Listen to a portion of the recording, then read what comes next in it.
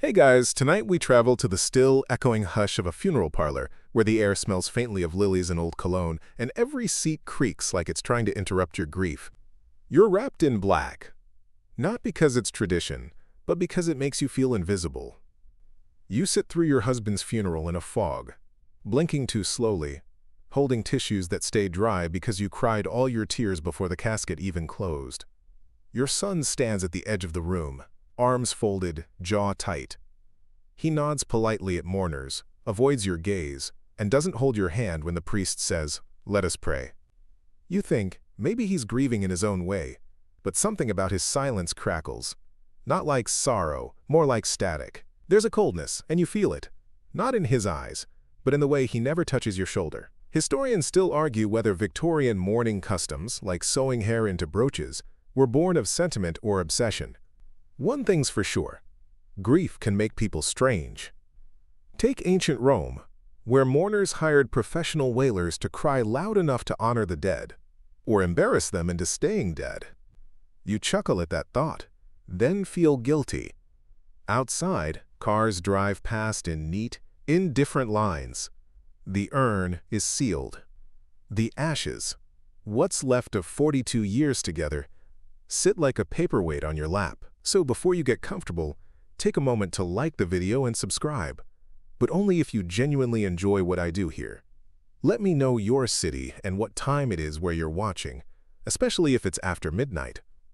Now, dim the lights, maybe turn on a fan for that soft background hum, and let's ease into tonight's journey together.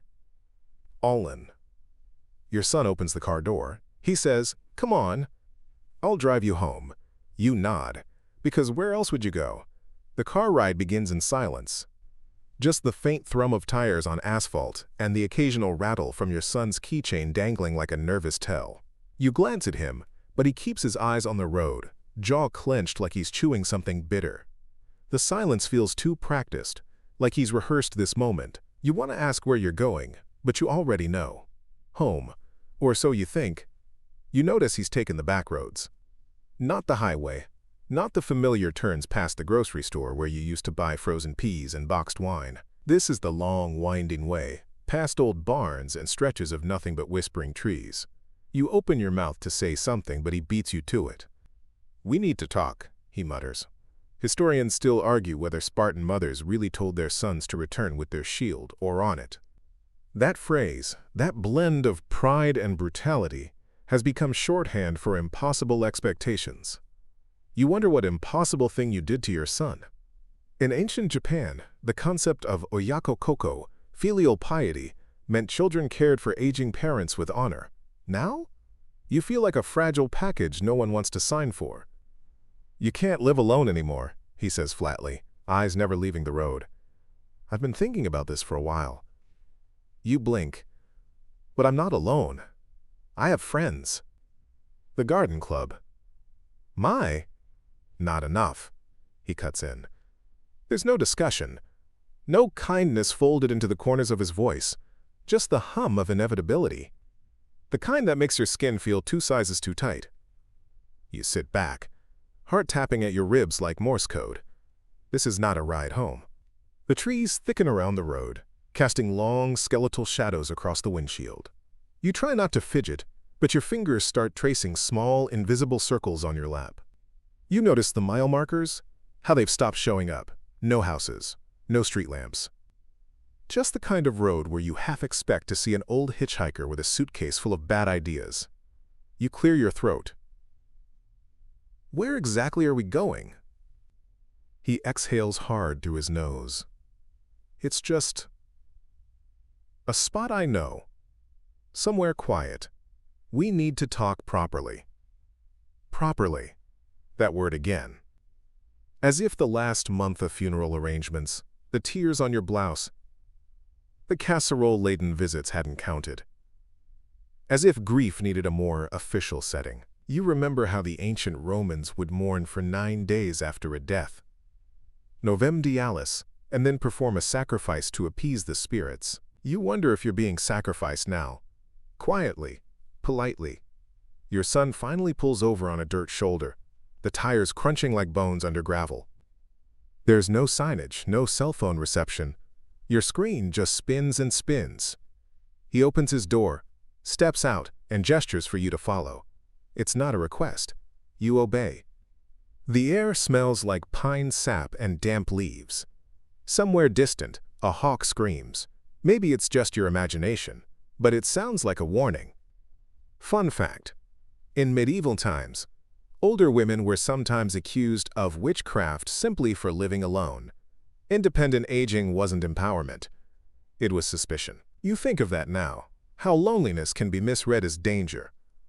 Or, worse, as inconvenience. Your son turns to face you. His eyes are unreadable. "This is where you get off," he says. It takes you a full second to understand. Then the cold finally settles into your bones. You blink. Once. Twice. The words just hang there, like frost in the air. "This is where you get off," he repeats, a little firmer now, like you're a malfunctioning GPS that needs recalibrating.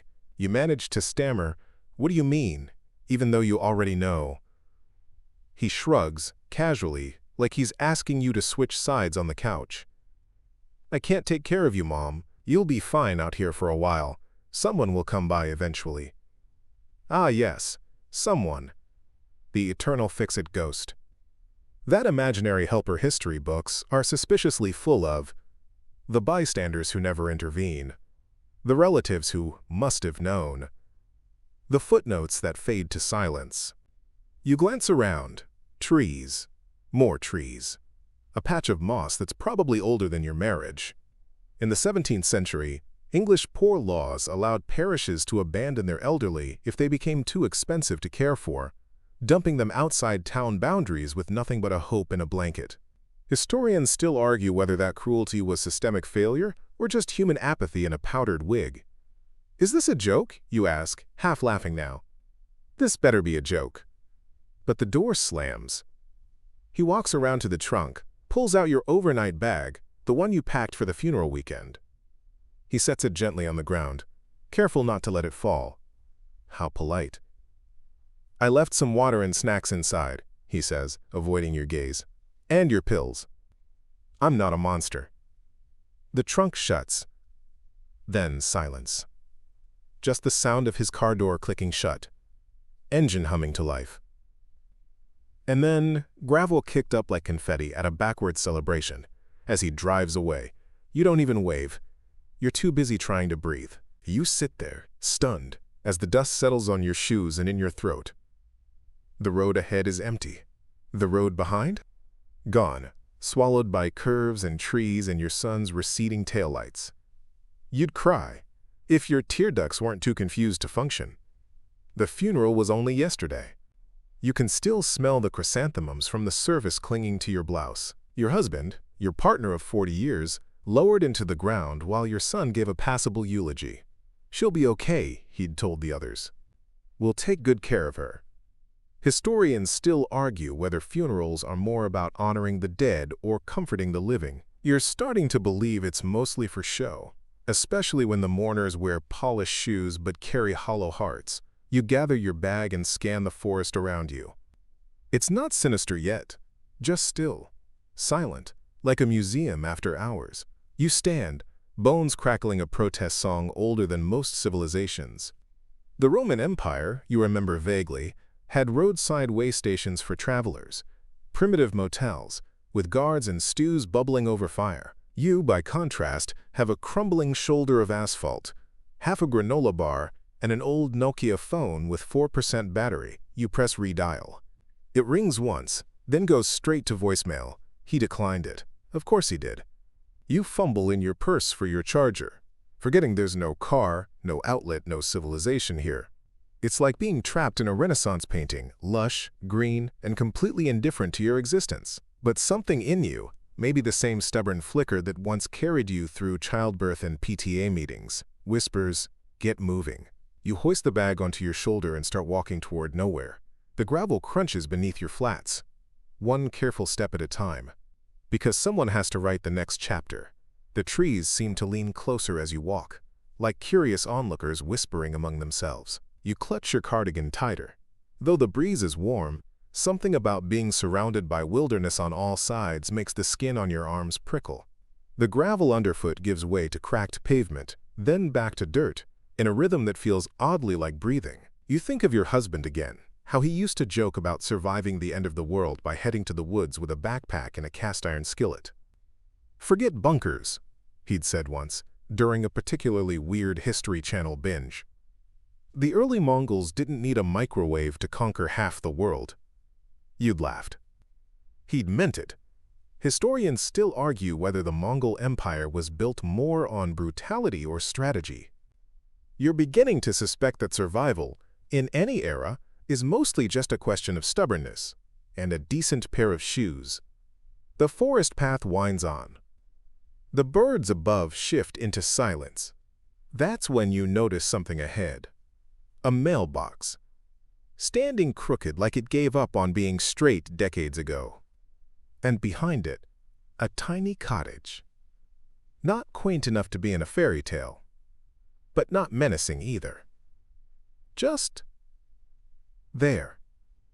You hesitate. If this were a horror movie, you'd know better than to approach. But this isn't a movie. It's your life. And the only monsters so far have worn pressed suits and shared your last name. With cautious steps, you approach the porch. No lights, but a slight hum behind the door. A generator, maybe? Or a fridge filled with expired yogurt. You knock. Once. Then again. Silence. Then, the creak of footsteps inside. Slow and deliberate. Like someone choosing whether or not to answer fate. The door opens just a crack, enough for a single brown eye to peer through, rimmed with wrinkles and suspicion. You blink, unsure if you should smile or run. The woman on the other side studies you like an artifact from a lost age.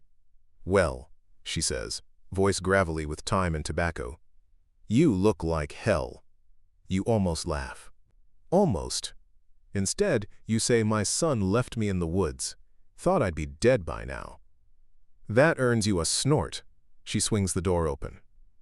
"Then I guess you'd better come inside before you start rooting for berries." The interior smells like cedar, dust, and something faintly sweet, like old tea bags and forgotten birthday cake. Her furniture is mismatched. Floral couches from the 70s, a coffee table shaped like a wagon wheel. On the wall, a dusty photo of two women in uniform. You glance at it, raising an eyebrow. "World War II nurses," she says. "Me and my sister. She's dead. I'm not." Clearly. Historians still argue whether the Allied victory owed more to frontline valor or the quiet backbone of women in support roles. Nurses, code breakers, factory workers. You're staring at one of them now, scooping powdered milk into chipped mugs like she personally invented survival. She hands you a cup and sits across from you. "Got a name?" You tell her. She nods. "I'm Mags. Don't ask short for what, I won't tell you." Fair enough. A silence settles, comfortably, surprisingly so. Then, without asking, Mags says, "We'll figure it out. Whatever that boy thought he was doing, the woods aren't taking you. Not today." You sip. The drink is terrible, but warmth spreads anyway. Down your throat, into your chest, curling around your heart like an old quilt pulled from a cedar chest. Morning peeks through the crooked blinds like a nosy neighbor. You're curled on a faded chaise that squeaks if you breathe too enthusiastically. Mags is already up, of course, sipping black coffee like it's penicillin and poking at a tiny radio dial until it lands on a scratchy jazz station. You snore like a diesel engine, she says without turning around. You stretch, joints protesting like rusted hinges. "Better than the forest floor." She grunts. "Barely." Mags lays out a breakfast of dry toast, sardines, and something that might be powdered eggs. You smile anyway. There's a generosity in her no-nonsense manner that makes you feel less like a burden, more like an unexpected guest at a table set years ago and never cleared. Between bites, you ask about the photo again.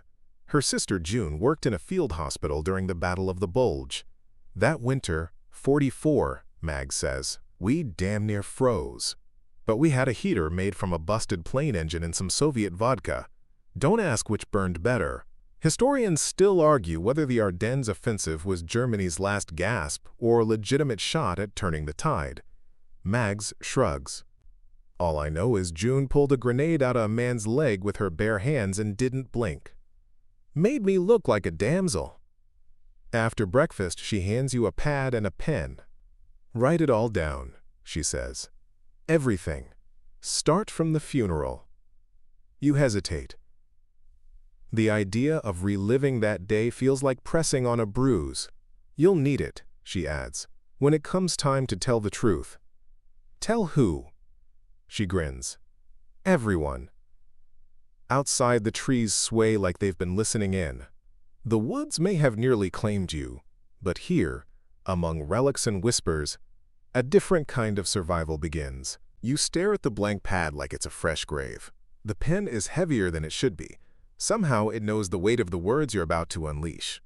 You start with your husband's name, Robert. Then the funeral.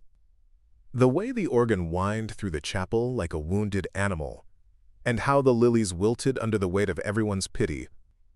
You write slowly, letting each letter pull out thorns you didn't know were buried. When you get to the car ride, the way your son stared at the road like it was a warpath, you pause. He didn't even cry, you whisper. Mags looks up from the porch, puffing a pipe now, because of course she is. Some sons mourn like soldiers, she says, and some act like jailers. Which is worse?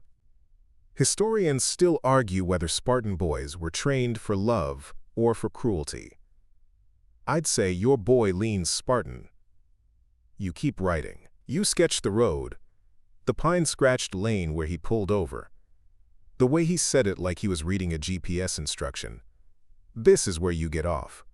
And then the silence as he shifted back into drive, leaving you there with your purse, your memories, and the crunch of gravel fading like applause after a bad act. Mags reads over your shoulder for a moment and mutters, "He needs to pay." You glance up. "Don't look shocked," she says. "You think you're the first woman dumped in the woods by a son with mommy issues and a superiority complex." She gestures to a shelf lined with dusty tin boxes. Every one of those? Letters, diaries, evictions, exiles. They all ended up here, and we didn't go quiet. It occurs to you that this isn't just refuge. It's rebellion. And you might be the next chapter in their underground archive of the discarded. The storm breaks around midnight. Not the metaphorical kind. The literal kind, with sheets of rain so thick they blur the world into watercolor. You lie awake on your cot, listening to the drum roll on the roof, the occasional creak of the wind prying at the shutters like it's searching for secrets. Mags snores through it all, the kind of snore that could power a small generator if harnessed properly. But you're awake, and your mind is spinning like the reels of an old film projector. You replay every word your son said, every look he gave you in the weeks leading up to the funeral, that tightening of his jaw, the way he didn't hold your hand at the burial, the way he couldn't look you in the eye. Historians still argue whether Julius Caesar's adopted heir Augustus truly loved his father, or simply used his death as a stepping stone to empire. That's the kind of question you're sitting with now. Was your son grieving, or was he finally free? The wind howls and knocks loose a branch. It lands just outside your window. In the flash of lightning, you see it. A scrap of yellow police tape, still clinging to its bark, from some long-past crime scene. Probably nothing. Probably something. You drift off for moments at a time, half dreaming of your kitchen, your wedding ring clinking in the garbage disposal, then jerk awake with the sudden realization that you left your birth certificate in your dresser drawer back home. Not that it matters now. Mag starts talking in her sleep, something about gold teeth and newspaper clippings. You whisper back, "Go back to sleep, Indiana Jones." But she's already gone again, eyes fluttering like moth wings under her lids. Outside, the storm softens to a whisper. Time to let go. The rain eventually quiets into that gentle, comforting rhythm, like distant applause after a school recital. You pull the blanket up to your chin, watching the shadows from the porch lamp dance softly across the wooden ceiling. The world outside the cabin fades into hush, and your heartbeat slows to match the sleepy pulse of dripping eaves and sighing trees. Your breath evens out. You think about your husband's favorite mug, the way he always stirred his tea in counterclockwise circles. About the time he built you a birdhouse and painted it with tiny, clumsy flowers. You think about your son, his laugh as a child, before life reshaped him into something sharper, colder. It all drifts now. The wedding, the funeral, the road. All of it folds into the soft fabric of the storm, into this place where time seems to pause and offer you a reprieve. You're not alone anymore. And you're not done. Somewhere deep in the woods, an owl calls out once, low and steady, like a secret being kept. And in that sound, in this hush, you feel the tiniest flicker of something ancient and quiet, like strength growing in the soil beneath you. You close your eyes, and sleep takes you gently,